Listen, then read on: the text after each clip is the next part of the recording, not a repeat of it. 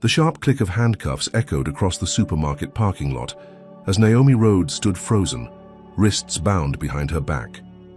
Officer Reynolds, a stern-faced cop with a smirk curling the corner of his mouth, yanked her forward, ignoring her calm insistence.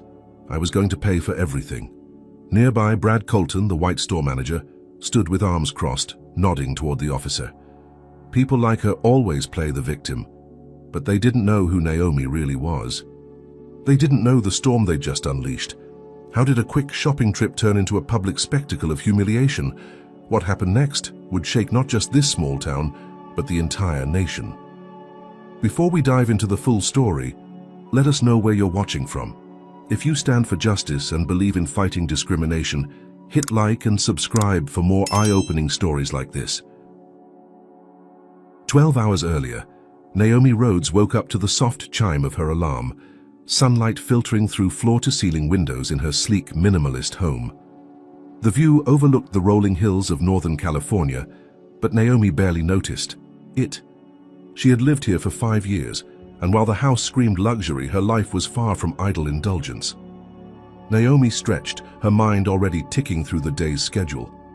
Back-to-back meetings with her executive team, a Zoom call with an educational non-profit in Atlanta, drafting the final proposal for a multi-million-dollar partnership aimed at expanding STEM education in underfunded Black and brown communities. But amidst the tightly packed agenda, one line stood out: personal errands, groceries. It was such a trivial task, one her assistant, Maya, usually handled without a second thought. But today, Naomi felt the urge to reconnect with normal life, the kind she hadn't truly experienced since her company, Athena Tech, skyrocketed into Silicon Valley fame. Years of being chauffeured, shielded by security, and ushered through VIP lines had created a strange distance between her and the everyday world, so she made a spontaneous decision. She cancelled her driver, left her Tesla in the garage, and grabbed the keys to Maya's old silver Honda Accord. There was a comforting anonymity in driving an unremarkable car. Naomi pulled on a light grey pantsuit, tailored but understated, slipped into white sneakers, and tied her braids into a loose bun. She looked polished but not flashy, exactly how she liked to navigate spaces where being a wealthy black woman often attracted the wrong kind of attention. Brookhaven was an affluent, predominantly white suburb, just 20 minutes from her home. It was the kind of place known for farmers markets, yoga studios, and boutique grocery stores selling artisanal everything. Naomi hadn't been there in years, not since her wealth had become public knowledge. But today, it felt like the perfect place for a quiet, uneventful shopping trip. As she drove into town, Naomi enjoyed the rare feeling of freedom. No meetings, no assistants, no one watching her every move. She hummed along to the soft jazz playing through the car's speakers, momentarily forgetting the weight of her responsibilities. Pulling into the supermarket parking lot, she smiled to herself. It was a perfectly ordinary Saturday morning. Shoppers strolled in and out of the store, chatting, sipping overpriced coffee and pushing carts filled with organic produce. Naomi parked near the entrance, grabbed a reusable shopping bag from the passenger seat, and stepped into the cool, air-conditioned store without a second thought. If only she'd known how quickly this peaceful moment would unravel. Naomi Rhodes strolled down the produce aisle, enjoying the rare simplicity of a mundane task. The store was bright, almost sterile, with neatly arranged fruits glistening under soft lights. She picked up a bag of organic apples, briefly inspecting each one before placing them into her cart. It felt good to move without an entourage, without anyone treating her like someone important. But the first sign of trouble came quicker than expected.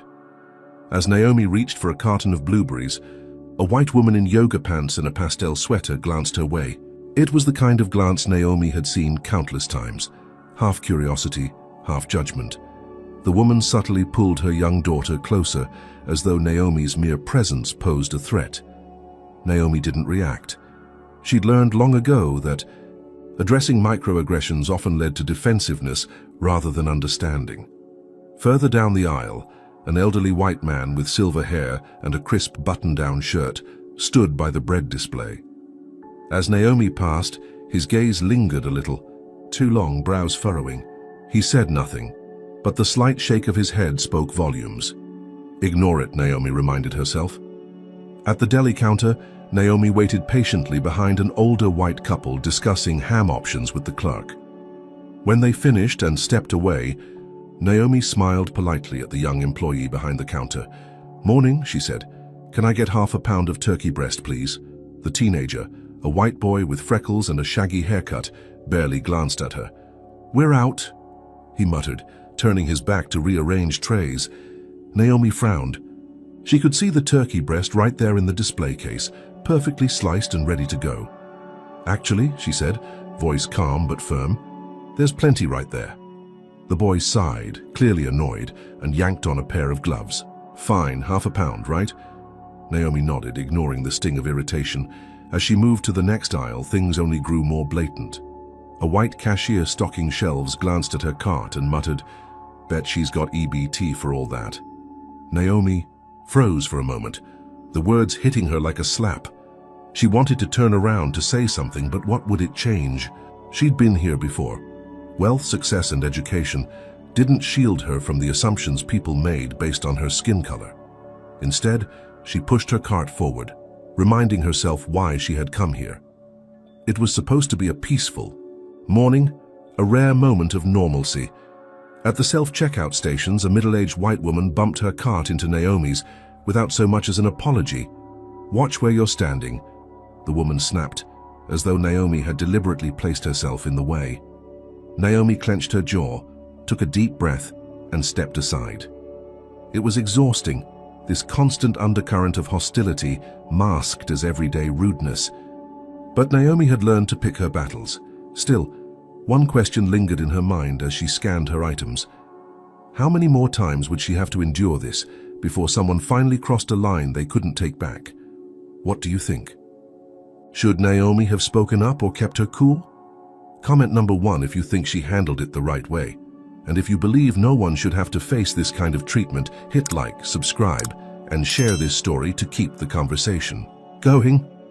But the real question is, what happens when the prejudice Naomi has quietly endured turns into something far more dangerous?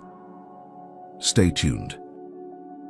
Naomi Rhodes pushed her cart toward the self-checkout area, her mind already shifting to the rest of her day. This errand was supposed to be a refreshing break from conference calls and board meetings, just a quiet, ordinary moment in an ordinary place. But prejudice never cared about convenience. As Naomi scanned her items, apples, oatmeal, almond milk, her movements were methodical, practiced. She reached for the last thing in her cart, a sleek bottle of imported olive oil. Without noticing, the bottle rolled slightly to the side, resting against the edge of the cart instead of the scanning platform. Lost in thought, she tapped Finish, How to Pay on the screen. The moment her credit card touched the reader, a piercing alarm blared across the store. Conversations halted, heads snapped around.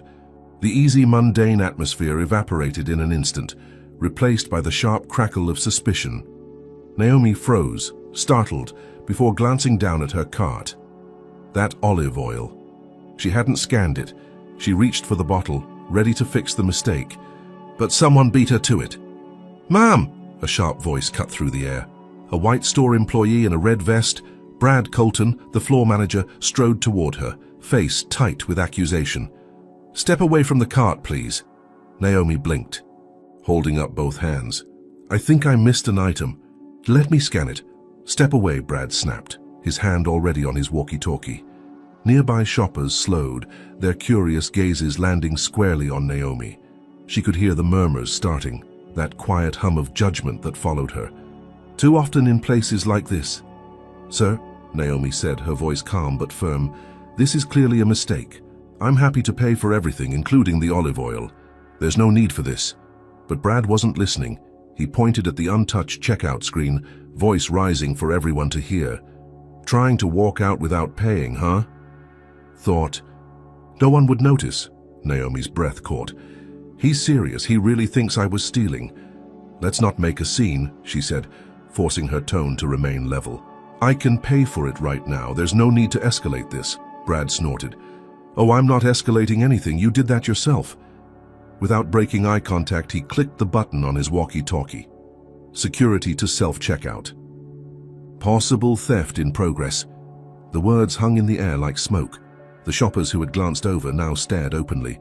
An elderly white woman clutched her purse tighter. A young man pulled out his phone, the camera already rolling. Naomi's heart pounded, but her face remained composed. She'd faced worse. Boardrooms full of doubting investors, policymakers skeptical of her initiatives. But this was different. This wasn't professional scrutiny. This was personal. Brad's hand hovered near the cart, pointing at the olive oil like it was a smoking gun. "You people always think you can get away with something," he muttered under his breath. Just loud enough for Naomi to hear. Her jaw tightened. Before she could respond, 2 security guards arrived, flanking her like she was dangerous. One, an older white man with a beer belly and thinning hair, sized her up with a sneer. "This her?" Brad nodded, arms crossed. "Tried to skip out on paying for that." Naomi took a slow breath. "I'm standing right here. I haven't left the checkout. I'm offering to pay." "How is this theft?" The older guard chuckled. "Lady, shoplifters always have an excuse. Come with us quietly and we'll sort this out in the office." Naomi's stomach sank. She glanced at the shoppers, at the phones recording, at the faces flickering between curiosity and silent approval. She could fight, raise her voice, demand her rights, but she knew how that would look. Angry black woman resists store staff, or she could comply and hope reason would prevail. Grinding her teeth, Naomi stepped back from the cart, hands visible. "Fine," she said quietly. "Lead the way." The younger guard grabbed her elbow, unnecessarily rough. "Watch it," Naomi warned, pulling her arm free. "I'm cooperating. No need to touch me," Brad sneered. "People like you always play the victim card." Naomi's eyes narrowed. She memorized his face, his words. This wasn't over, not by a long shot. The walk to the front of the store felt longer than it should have. Naomi Rhodes moved calmly between the 2 security guards, her chin held high despite the weight of judgment pressing down from all sides. Every step echoed with murmurs, whispers. That prickled the back of her neck. Did she really try to steal? Looks like it. Fancy clothes, but you never know. A woman near the floral section shook her head, muttering, "Typical." Naomi's hands curled into fists, nails biting into her palms. The absurdity of it all gnawed at her patience. A $15 bottle of olive oil. A billionaire, treated like a petty thief. Not because of what she did, but because of who they assumed she was. By the time they reached the front entrance, Brad Colton was already on his phone, voice sharp and self-important. "Yeah, we got a shoplifter here, black female, early 30s. Refusing to cooperate. Better send someone over." Naomi's eyes flickered with disbelief. Refusing to cooperate? She'd done everything they asked, short of crawling. "Sir," she said, voice tight but controlled. "This is unnecessary. I haven't left the store. I offered to pay. Why involve the police?" Brad sneered. "Because talk is cheap. People like you always think you can argue your way out of trouble." Naomi didn't blink. "People like me?" "You know what I mean," Brad shot back, his voice dropping to a conspiratorial tone. The older security guard chuckled. "Entitled. Thinking rules don't apply." Naomi's heart pounded, but her face remained a mask of calm. She'd faced prejudice before. Subtle digs in corporate meetings, polite dismissals when her skin spoke louder than her resume. But this was something uglier, more primal. The shrill wail of a siren cut through the air. A black and white patrol car rolled into the lot, tires crunching over loose gravel. "About time," Brad muttered. 2 officers stepped out, both white, both middle-aged. One, Officer Reynolds, walked with the swagger of someone too used to being in control. His partner, Officer Diaz, looked younger, less sure of himself. Brad waved them over like they were old friends. "That's her," he said, jabbing a finger toward Naomi. "Caught red-handed. Got aggressive when we stopped her." Naomi inhaled slowly. Lies. Bold-faced lies, spoken with the confidence of someone who knew the system would believe him without question. Reynolds nodded, eyes narrowing as he approached. "Ma'am," he said, hand resting on his holstered gun. "We've got a report of shoplifting and non-compliance. I'm gonna need you to step over here and show me some ID. Naomi didn't flinch. Officer, she replied evenly. There's been a misunderstanding. I was at the self-checkout. One item wasn't scanned. I offered to pay, but the store manager escalated things unnecessarily. My ID is in my purse. May I reach for it? Reynolds exchanged a glance with Brad, who folded his arms with a smug smile. Go ahead, Reynolds muttered, tone begrudging. Naomi moved carefully, retrieving her wallet and handing over her driver's license. The officer studied it for a moment, expression unreadable. Naomi Rhodes, he read aloud, then glanced at her. There was no flicker of recognition. To him, she was just another face.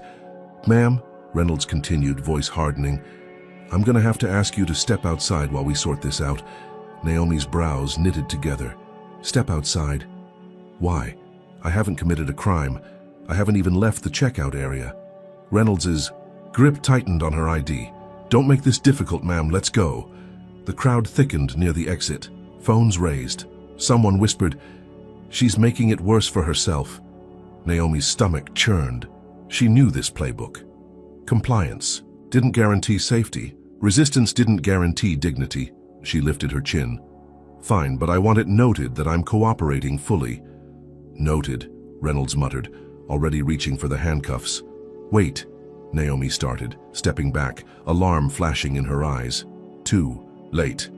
The cold metal snapped around her wrists, the sharp click like a gavel sealing her fate. The crowd gasped. Someone muttered, Over olive oil? Seriously? The younger officer, Diaz, hesitated. Reynolds, is this really necessary? Reynolds ignored him. He gripped Naomi's arm, guiding her toward the patrol car. This is ridiculous, Naomi hissed, her calm finally fracturing. I didn't steal anything. Tell it to the judge, Reynolds muttered. Brad stood by the store entrance, arms crossed, watching like a man savoring victory. And Naomi, a billionaire, a philanthropist, a woman who had built schools and funded scholarships across the country, was marched toward the back seat of a police car like a common criminal. What do you think? Was the store manager justified in calling the police, or did this situation escalate because of prejudice? Comment number 1 if you believe Naomi was treated unfairly. And if you believe these injustices need to be exposed, hit like, subscribe, and share to keep the conversation alive. But here's the real question. How much worse can things get when those in power refuse to admit they're wrong? Stay tuned. Naomi sat stiffly in the back of the patrol car, her wrists still cuffed despite her calm cooperation. The faint scent of stale coffee and vinyl filled the air. Officer Reynolds sat in the driver's seat, flipping through her wallet, pausing when he found her ID. His smirk faded, replaced by a flicker of confusion. Naomi Rhodes, he muttered under his breath. He turned the ID over, inspecting it like it might be counterfeit. You've got to be kidding me. The younger officer in the passenger seat, Officer Morales, glanced over. What? Who is she? Reynolds snorted. Some tech exec, I think. I've seen her name somewhere. But I don't care if she's the Queen of England. She tried to steal, and now she's going to learn nobody's above the law. Naomi heard every word, her face expressionless. She didn't correct them. She didn't need to. This wasn't the first time she'd been underestimated because of her skin color, and it wouldn't be the last. But this time, she was curious. How far would they take this before they realized just how wrong they were? Outside, the crowd near the supermarket entrance had grown. Shoppers whispered, phones aimed like weapons, capturing every second. One woman murmured, Isn't that Naomi Rhodes, the one who spoke at Stanford last year? But the disbelief in her tone was clear. How could a woman like her be in handcuffs? Brad Colton, the store manager, stood nearby, arms crossed, smug satisfaction written all over his face. He didn't know Naomi's name. To him, she was just another black woman caught trying to cheat the system. Get her booked, Brad called out to Reynolds. Make sure the paperwork's airtight. I'm tired of people like her thinking they can waltz in here and do whatever they want. Naomi's jaw tightened, but she stayed silent. She'd learned long ago that for black women, defiance often invited escalation. But her silence wasn't submission. It was calculation. Morales, younger and clearly less jaded than Reynolds, hesitated. Reynolds, I mean, if she's really... That Naomi Rhodes, shouldn't we double-check before booking her? Reynolds glared at him. You hear her deny anything? No, she knows what she did. Let's teach her that money doesn't buy immunity. Naomi glanced out the window as the patrol car pulled away from the supermarket. She caught sight of a teenage girl, no older than 16, holding up her phone, recording every moment. Their eyes met for a brief second, and Naomi gave the faintest nod. Someone was documenting the truth. That mattered. At the station, the booking process moved swiftly, as though they were rushing to finish before anyone could intervene. Naomi was led into a small, windowless room, her wrists finally uncuffed, but her dignity chipped away with every cold instruction barked her way. Sit there. Hands on the table. Don't speak unless spoken to. Morales stood by the door, shifting uncomfortably. He finally cleared his throat. Do you, want to make your phone call? Naomi smiled faintly. That won't be necessary. I imagine my team already knows? Reynolds chuckled. Team? What, you got a fancy PR squad ready to spin this? Lady, no one's talking their way out of shoplifting charges. Naomi didn't answer. She simply folded her hands on the table, calm as ever, while the clock on the wall ticked away. Every minute that passed, she knew, was another minute the world outside was waking up to what had happened, and she was right. 15 minutes later, the station's front desk phone began, ringing non-stop. Dispatchers exchanged worried glances as they fielded calls from reporters, lawyers, and even a state senator's office. Social media had exploded.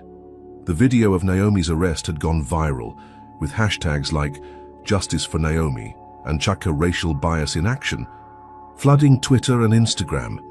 Inside the interrogation room, Reynolds' phone buzzed. He glanced down, his face paling as he read a text from the precinct captain. Release her now. You just detained one of the most powerful women in Silicon Valley. The mayor's office is on the line. Reynolds cursed under his breath, standing. Abruptly, Morales watched him wide-eyed. She really is who she says she is, isn't she? Morales asked quietly. Reynolds didn't answer. He simply unlocked the door, stepping inside with forced bravado. Looks like you got lucky, he sneered, tossing Naomi's ID onto the table. Charges are being dropped. Get out before I change my mind. Naomi stood, smoothing the wrinkles. From her pantsuit, her expression never wavered. Lucky, she echoed, voice cool. I didn't need luck. I had the truth. And now the world has it too. She walked out of the room without another word, her heels clicking against the tiled floor. Outside, the air felt heavier, charged with the weight of what had just happened. But Naomi knew better than to think this was over. She'd seen it too many times. Apologies given under pressure, lessons unlearned, systems unchanged, and she wasn't about to let that happen again. The battle had just begun. Naomi stepped out of the police station into the crisp evening air, her face calm but her mind racing. She had faced public humiliation, been handcuffed and detained, all over a bottle of olive oil she never intended to steal. The officers had let her go, not because they believed her innocence, but because they feared the backlash when her identity was exposed. But for Naomi, this wasn't about her. It was about what would have happened if she weren't Naomi Rhodes, if she were just another black woman without money, connections, or power. How many times had this same scenario played out, ending not with release but with charges, criminal records, or worse? Her phone buzzed incessantly as she slid into the back seat of the black SUV waiting for her.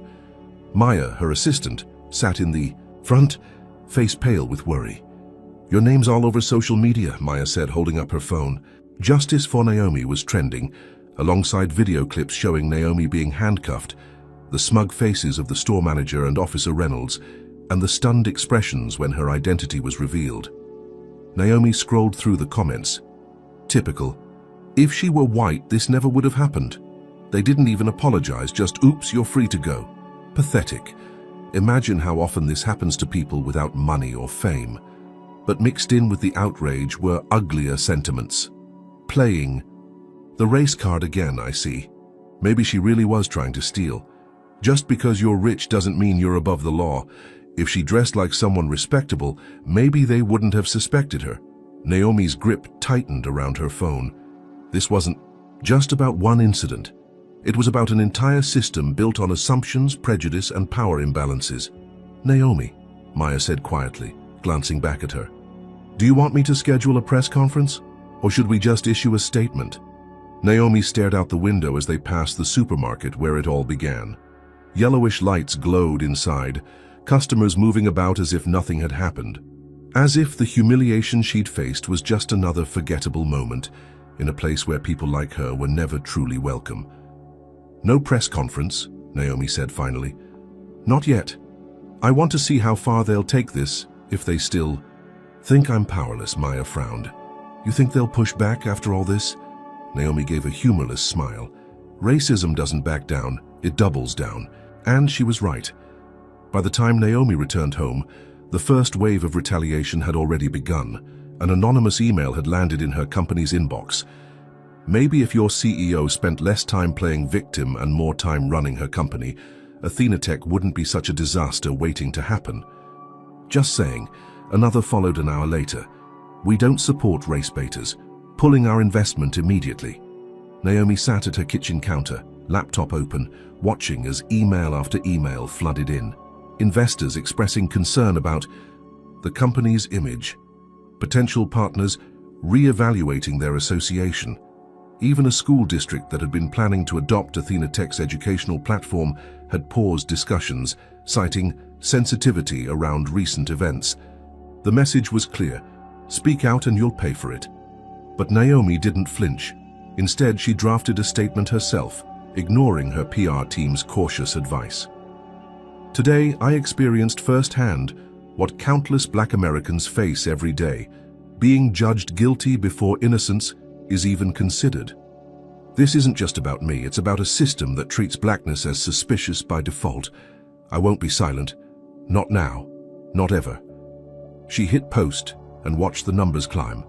Within an hour, her statement had been shared over 50,000 times, but the backlash grew just as quickly.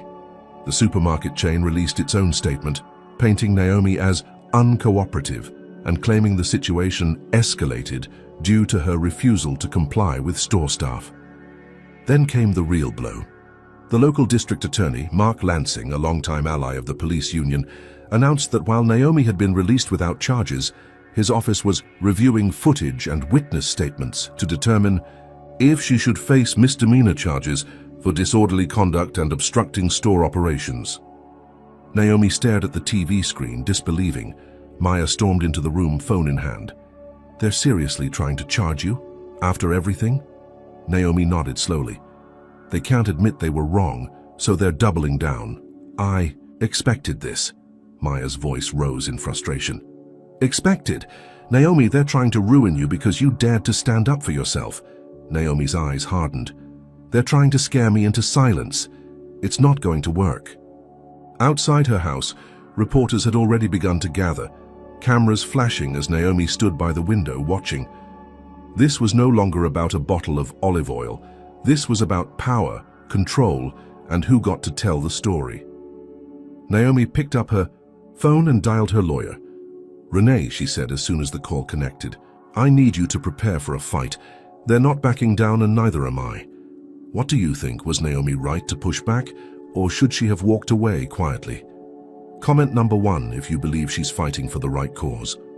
And if you stand against systemic racism and abuse of power, hit like, subscribe, and share this story to keep the conversation alive.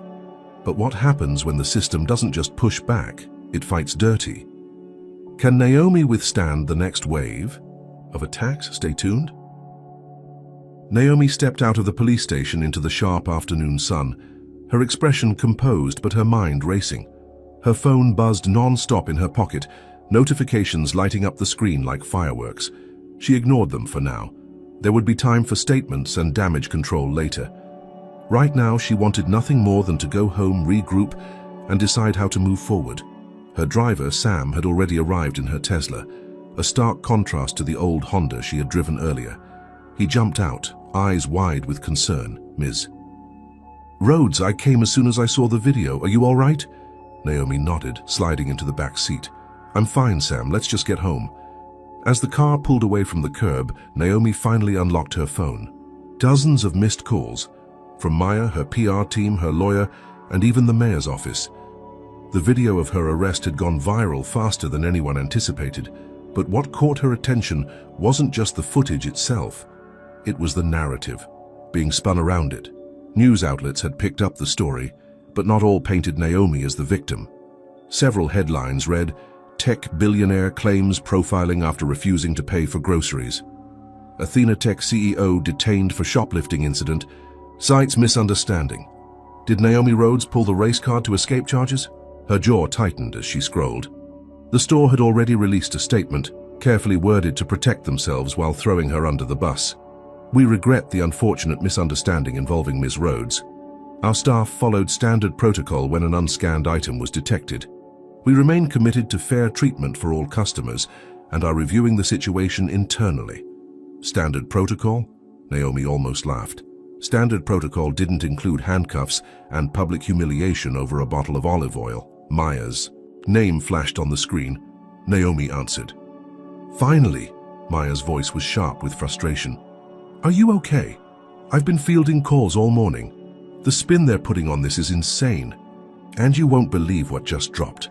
Naomi frowned. "What now?" "There's surveillance footage from the store. Selectively edited, of course. It cuts off right after the alarm goes off and makes it look like you argued with the staff. No context, nothing about you offering to pay." Naomi exhaled slowly. "Of course." "And," Maya continued, voice dropping, "someone leaked an internal memo from the store's corporate office.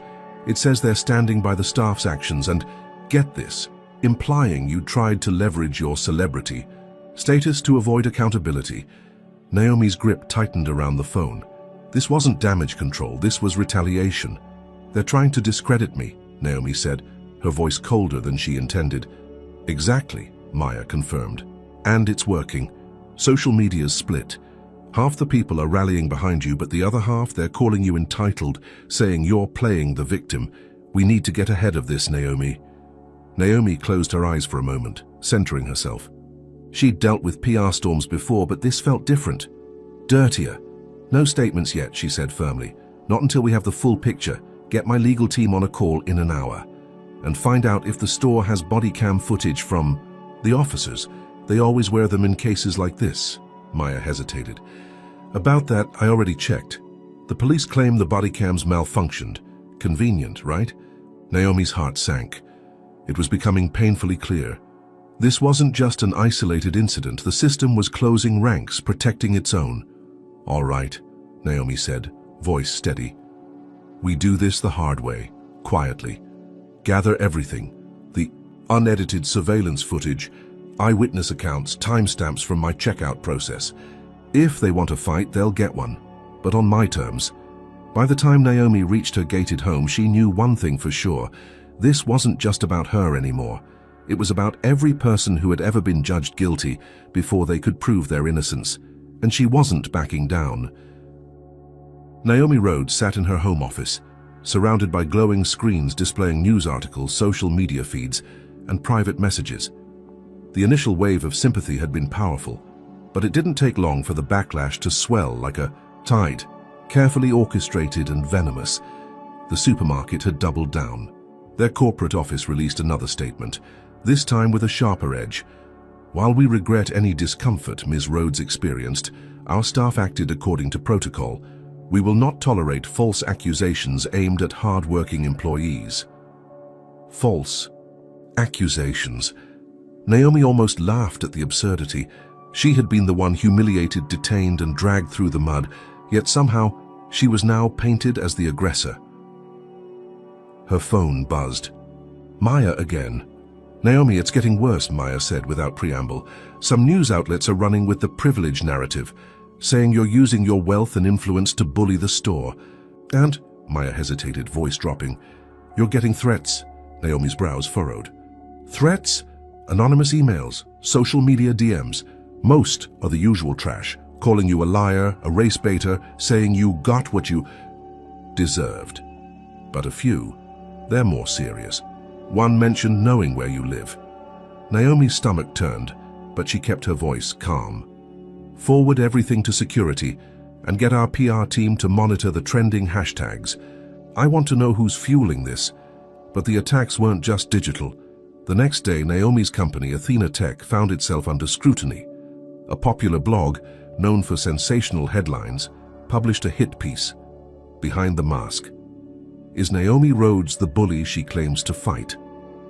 The article cited anonymous sources claiming Naomi was difficult to work with, dismissive of lower-level employees, and quick to play the race card when things didn't go her way. It was a textbook smear campaign, vague, inflammatory, and timed perfectly to undermine her credibility. Naomi clenched her jaw as she read the article. She could almost see the fingerprints of whoever orchestrated this. It wasn't just the store fighting back. This felt bigger, more coordinated. Later that afternoon, her assistant Maya burst into the office, eyes wide. "You're not going." Should who believe this? The local DA just held a press conference. Naomi's heart sank. What now? Maya pulled up the live feed on her tablet. The district attorney, a middle-aged white man named Richard Klein, stood at a podium, flanked by serious-looking officials. "We take all claims of injustice seriously," Klein said, voice smooth and practiced. But after reviewing the available evidence, it's clear that the situation involving Ms. Rhodes was a misunderstanding. However, we are now investigating possible disorderly conduct charges against her for escalating the confrontation with store staff. Naomi blinked, stunned. Disorderly conduct? For asking to pay for an item she hadn't scanned? Maya shook her head in disbelief. "They're flipping the script, Naomi, trying to turn you from victim to perpetrator." Naomi stood, anger simmering, beneath her calm exterior. This wasn't just about saving face for the store anymore. This was a systemic effort to silence her, to make an example of what happened when a black woman dared to challenge the status quo. But they'd underestimated her resolve. She turned to Maya. "Get the legal team. We're going on offense." As her team mobilized, Naomi couldn't help but wonder, how far were they willing to go to bury the truth? And what would it take to expose the people pulling the strings? What do you think? Is Naomi right to fight back, or should she let it go for her own safety? Comment number 1 if you believe she should stand her ground. And if you think no one should face retaliation for speaking the truth, hit like, subscribe, and share this story. But the real question is, what happens when Naomi fights back and those in power decide to escalate even further? Stay tuned. Naomi sat at the head of the conference table in her office, surrounded by her legal team, PR advisors, and Maya, who furiously typed notes on her laptop. The energy in the room was tense, like the calm before a storm. "This isn't just about a supermarket incident anymore," her lead attorney Carla Nguyen said, flipping through a stack of papers. "They're trying to bury you. The DA's threat of disorderly conduct charges is pure intimidation, legally flimsy, but damaging in the court of public opinion." Naomi nodded, jaw tight. "So what's our move?" Carla sighed.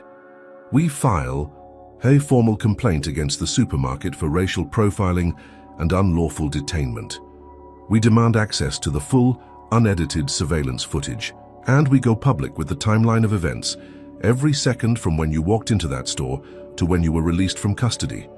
Maya leaned forward, eyes sharp behind her glasses.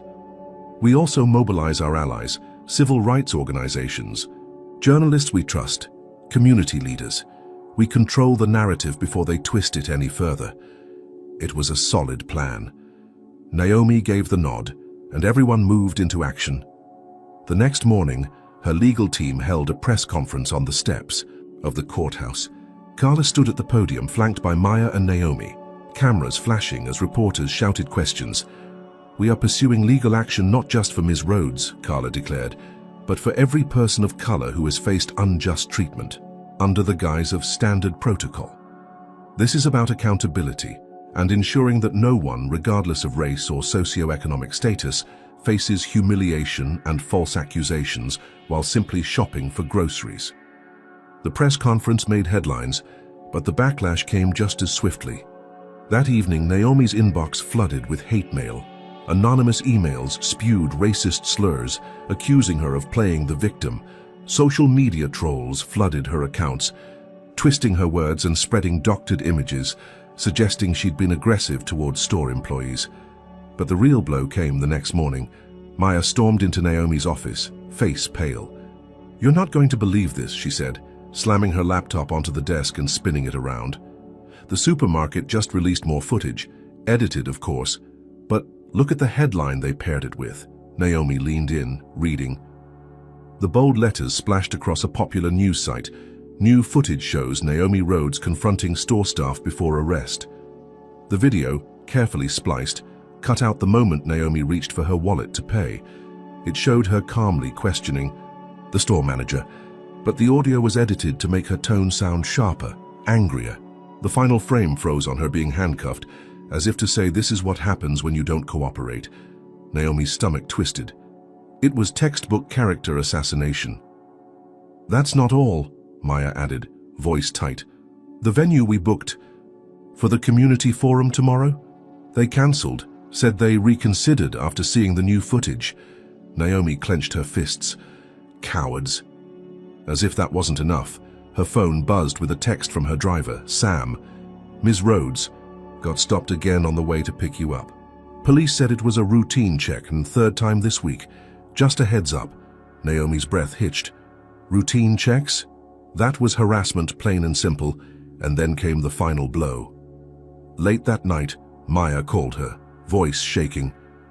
"Naomi, I think someone followed me home, an unmarked car. It circled the block twice before speeding off." Silence stretched between them as the weight of the situation settled in. This wasn't just PR damage control anymore. This was personal. They weren't just trying to discredit Naomi. They were trying to intimidate her into silence. Naomi's gaze hardened. "Enough," she muttered. "If they want a war, they'll get one." But deep down she knew, the more she fought back, the more dangerous this game would become. And the people she was up against, they weren't playing fair. Naomi sat in her office, eyes fixed on the flickering news alerts streaming across her computer screen. Every outlet seemed to be running with the same narrative, the billionaire CEO playing the victim, twisting a minor incident into a racial issue for attention. It was a lie, but lies had a way of spreading faster than the truth, especially when those in power were determined to silence her. Her phone buzzed. Maya again. "Naomi," Maya's voice was tight, strained. "You need to see this. Check your email now." Heart sinking, Naomi opened her inbox and clicked on the forwarded message. Attached was a PDF titled Internal Athena Tech Incident Report. Her eyes scanned the document, confusion turning to cold fury. It was a detailed complaint, supposedly filed by one of her own employees, accusing Naomi of fostering a hostile work environment. The allegations were vague but damning: verbal harassment, unreasonable demands, and favoritism. "This is fake," Naomi muttered, anger rising. "We don't even have an incident report form like this." Maya sighed. "I know, but the media doesn't. The blog that ran the hit piece on you earlier? They just published an exclusive about this. They're citing an anonymous whistleblower from within your company." Naomi leaned back in her chair, rubbing her temples. This wasn't just character assassination, it was sabotage. Someone had infiltrated her company, leaking false information to turn her own organization against her. And worse, the narrative was spreading fast, with hashtags like Change and Toxic Leadership and Boycott Athena Tech trending alongside Naomi Exposed. But the betrayal didn't stop there. Later that night, Naomi's home security system chimed, signaling motion. Detected near her front gate. She glanced at the camera feed on her phone and froze. A brick lay on the pavement just inside the gate. Taped to it was a crumpled piece of paper. Naomi zoomed in, heart pounding. Take the hint. Leave. The E. Words were scrawled in thick black marker, jagged and hurried. Naomi's fingers tightened around her phone. This wasn't just about discrediting her anymore. It was about fear, forcing her into silence, into retreat. She called Maya immediately. "We need to escalate this, now." The next morning, Naomi's legal team filed an injunction against the supermarket and the local police department, demanding the release of unedited footage from the store's security cameras. But the response was swift and brutal. The supermarket's lawyers countersued for defamation, claiming Naomi's accusations had caused significant financial harm to their business. And then came the phone call that changed everything. It was from an unknown number. Naomi hesitated, then answered. "Ms. Rhodes," a male voice drawled, slow and deliberate, "you've made quite a mess for yourself. Powerful people are getting uncomfortable. Maybe it's time you step back before someone gets hurt." Naomi's grip tightened on the phone. "Who is this?" The line clicked dead. Shaken but resolute, Naomi made one more call, this time to a civil rights attorney known for taking on impossible cases. It was clear now. This wasn't just about her reputation or her company. It was about exposing the network of corruption and racism that had closed ranks to protect itself. By the end of the day, Naomi had assembled a war room. Lawyers, PR strategists, activists, and trusted allies gathered around her conference table, reviewing evidence and planning their next moves. The supermarket had made a mistake by picking the wrong target. Naomi wasn't backing down. If they wanted to play dirty, she would fight smarter, harder, and louder. But deep down, she knew the worst was yet to come. Those who thrived on power and prejudice didn't lose quietly, and Naomi had just declared war.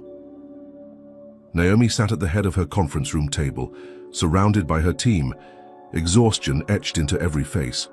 Weeks of fighting back had taken its toll, but the spark in Naomi's eyes hadn't dimmed. If anything, it burned brighter.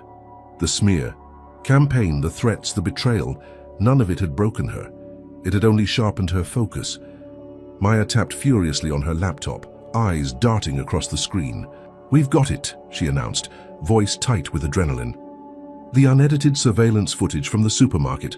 A whistleblower inside corporate leaked it to us anonymously. This is the real deal.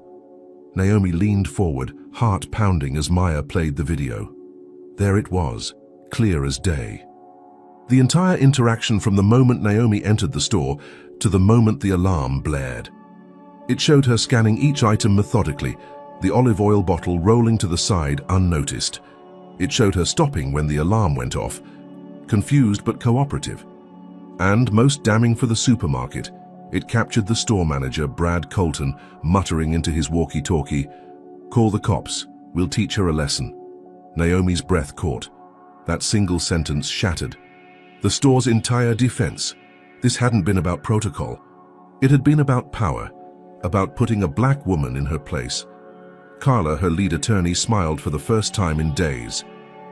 "This changes everything." They didn't wait.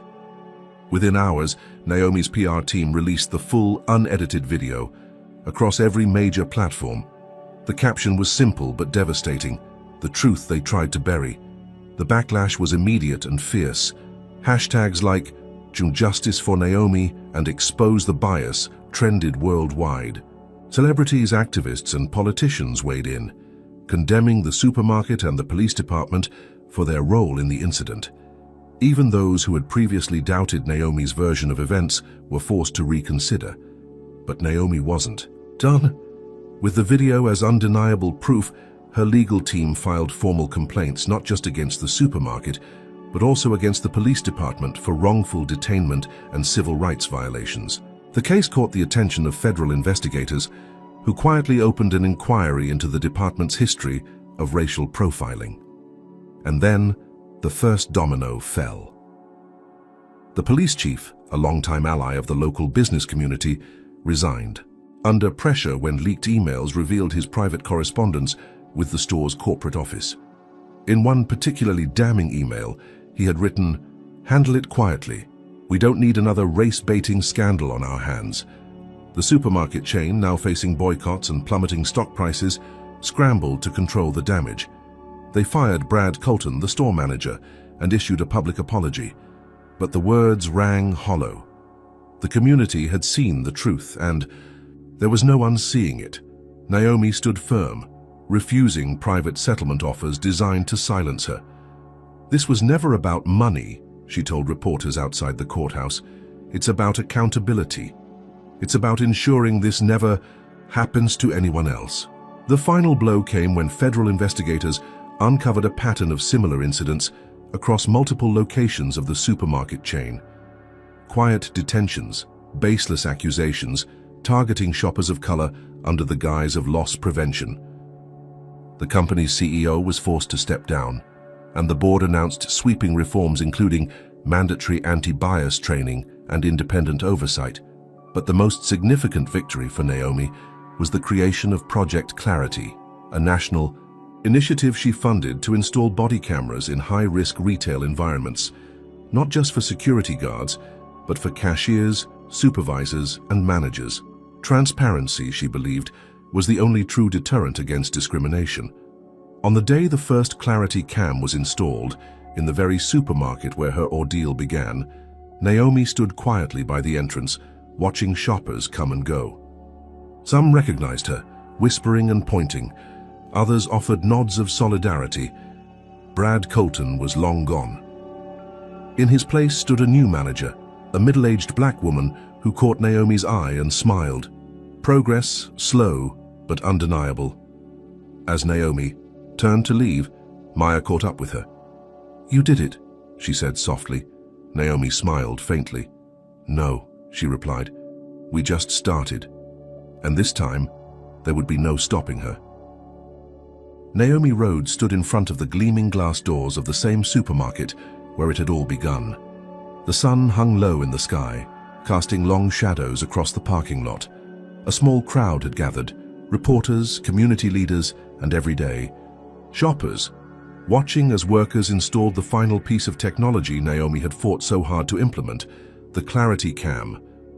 The camera, mounted discreetly above the self-checkout area, would record every transaction, every interaction, ensuring that no one, customer or employee, could be falsely accused without evidence.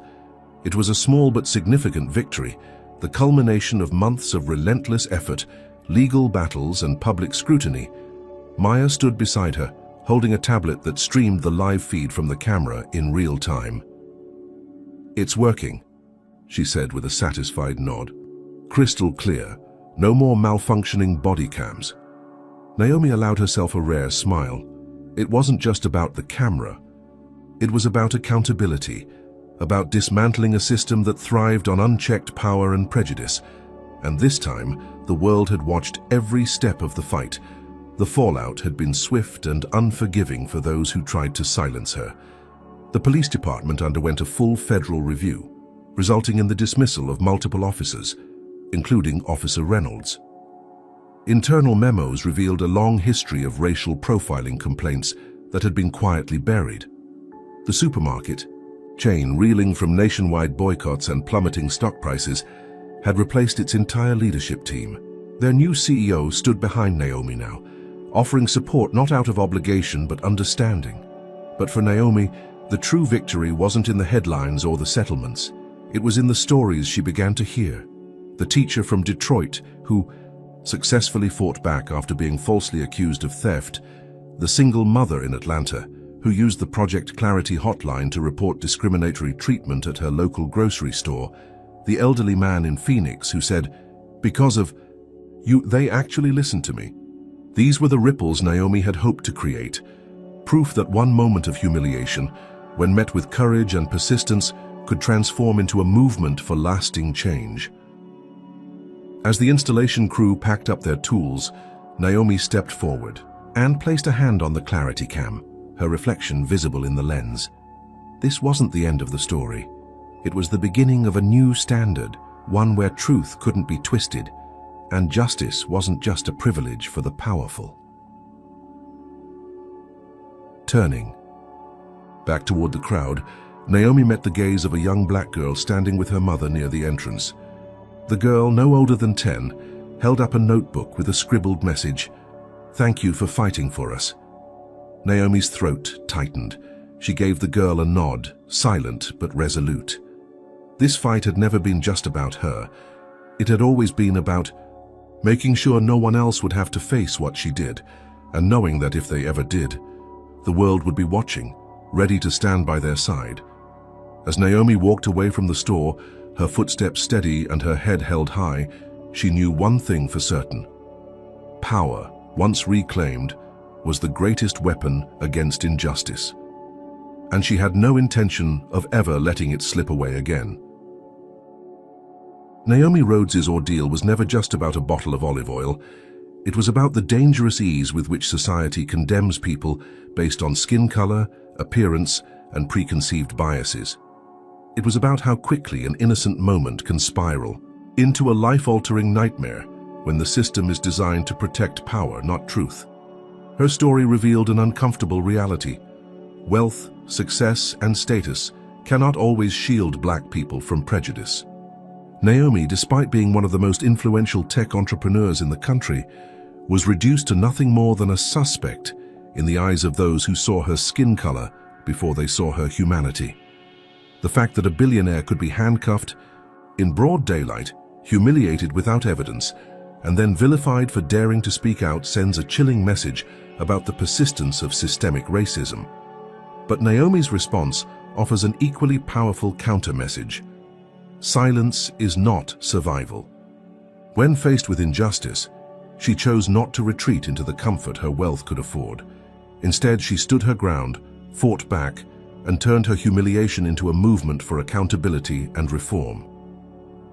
Project Clarity, born from her personal nightmare, is now a nationwide initiative ensuring that no one, regardless of race, income, or background, can be accused without evidence.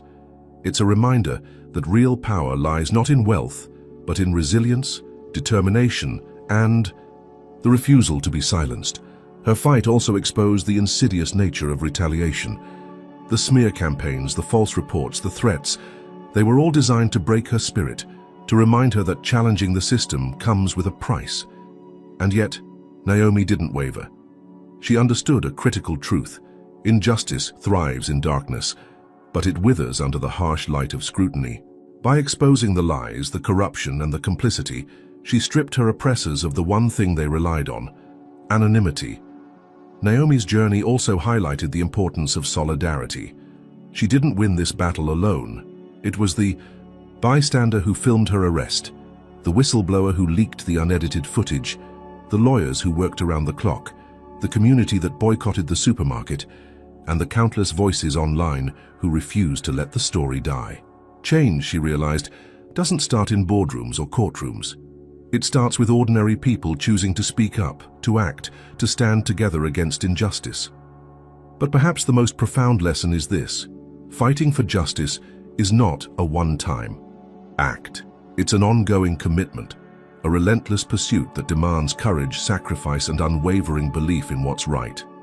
Naomi didn't stop after clearing her name.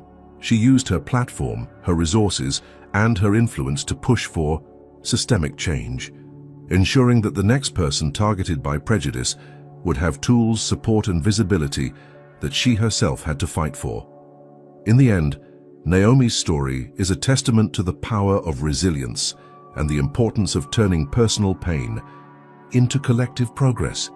It's proof that while injustice may be deeply rooted, it is not immovable. With persistence, truth can prevail, systems can be reformed, and those who once wielded power unchecked can be held accountable. But this story leaves us with an important question. How many others have faced similar injustices without the resources, visibility, or support to fight back? How many stories go unheard, dismissed, or forgotten simply because they lack the platform Naomi had? That's why the fight can't end here. It's not just Naomi's battle, it's ours. It's about creating a world where no one has to fear being judged guilty because of their skin color, their background, or their circumstances. It's about ensuring that accountability is not the exception, but the rule. Now, it's your turn to make a difference. Have you ever witnessed or experienced an injustice like Naomi's? How did you respond, and what do you think should be done to prevent situations like this from happening again? Comment below with your thoughts. Your voice matters. If this story resonated with you, don't let it end here. Like, share, and subscribe to ensure more stories like Naomi's reach the people who need to hear them. Together, we can build a world where justice isn't reserved for the privileged. It's a right for everyone.